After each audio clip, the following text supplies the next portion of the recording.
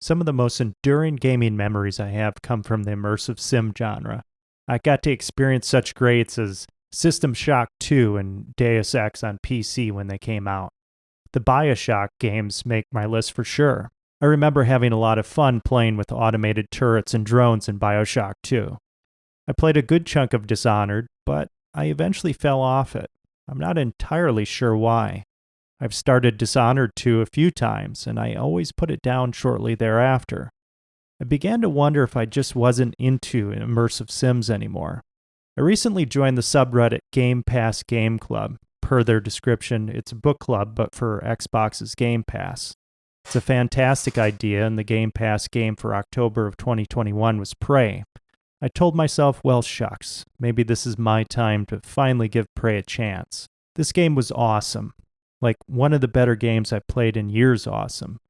I rubbed up against the same reasons why I quit Prey before, but with a little prod and determination, man, did it pay off. Let me share some of the reasons why I think Prey is so stellar, and you can decide to give it a try if you haven't, or raise your glass if you have.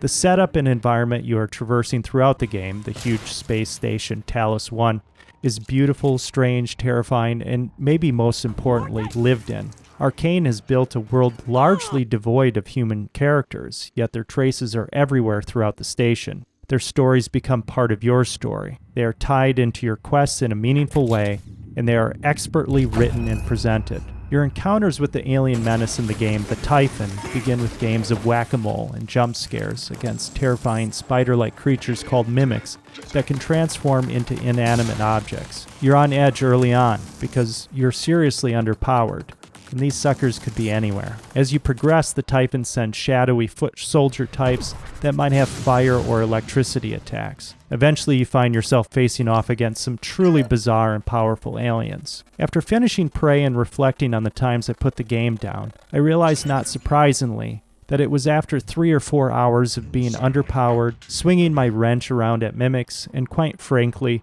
having shot my nerves to hell with all the jump scares. Combat is undeniably slow in the beginning of Prey. You don't have a lot of ammo, and your guns are not super powerful against the stronger alien enemies. Just like in many other games, you'll get stronger and gain abilities with the more resources you collect. And this is where Prey really ascended to a keystone gaming experience for me. The economy of resources in Prey is so frickin' good. All the objects you find in the world, flowers, pieces of paper, baseball mitts, pieces of Typhon, can be recycled and produced into other useful objects by using a fabricator. It's satisfying to hear the clank of your recycled cubes coming out of the recycler and then building those things into medkits or shotgun shells. You're on this huge space station, and it's filled with resources needed for crafting, ammo, health, and abilities, but it never had too many resources. There were a few times in the game where I was down to my last bullets, but because of the open playstyle encouraged by Arcane, I could improvise. I learned to rely on auto turrets. It felt great to strategically place a few turrets, reinforce them, and have them obliterate an enemy that might have caused me serious problems. You will not find fast-paced action in Prey for the most part. You will find many good combat situations that require you to approach them tactically, otherwise you will burn through your health and resources. The combat skill begins to tip away from being so underpowered once you augment the protagonist, Morgan Yu, with more neuromods. The upgrades are standard in the beginning, things like more health, ability to pick up heavier objects, or hack into terminals. You can eventually scan Typhon enemies, learn their capabilities, and incorporate Typhon powers into your lineup. This evens things out considerably, and although you have a finite amount of hypno points to launch these attacks, it gives you many more options than just whacking a 10-foot-tall murder alien with a pipe wrench.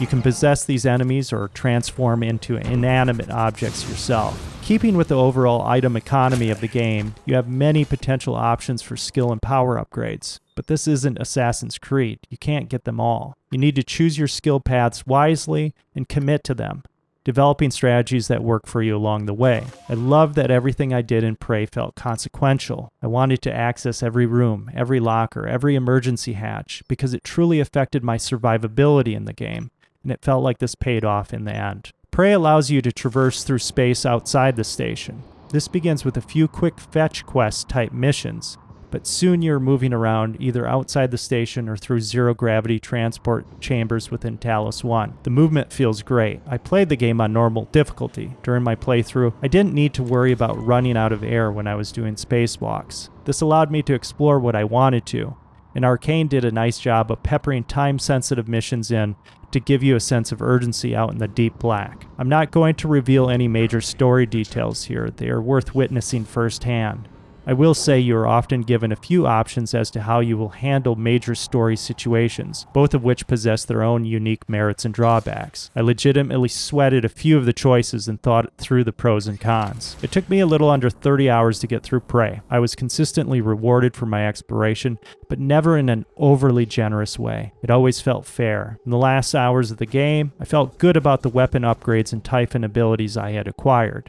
I could hold my own. Not obliterate everything on the map, just hold my own. If you haven't tried Prey or have fallen off of it like I had, I recommend taking more time to collect resources and finding ways to get into caches like safes and storage rooms. You will soon reap the benefits of your efforts, and it all comes together into a masterful, immersive sim. Prey has renewed my love for the genre.